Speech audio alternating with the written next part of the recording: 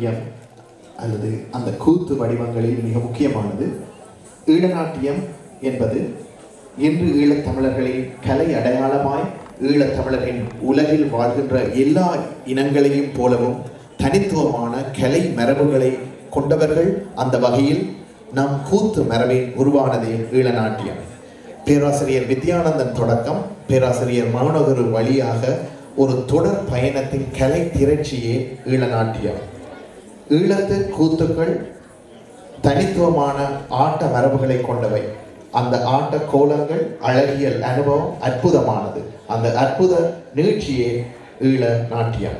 நமக்காக நடன மொழியாய் இன்று ஈழ நாட்டியம் விடிய விடிய நம் கிராமங்களில் கலை செழுமையை தொடர்ந்து கூத்து மரபு போன்ற கூத்து மரபு போன்ற இந்த உலகத்தில் இருக்கின்ற பல நாடுகளில் வாழ்கின்ற தமிழ் கலை மற்றும் பண்பாட்டு அடையாளமாகவும் பேசப்பட்டு வருகின்றது. பேராசிரியர் வித்யானந்தனின் முழு இரவு வட்ட களரிகளில் ஆடிய கூத்தை மணிக்கணக்கிலே அங்கே நேயர்கள் இருந்து கேட்டுக்கொண்டிருந்திருப்பார்கள்.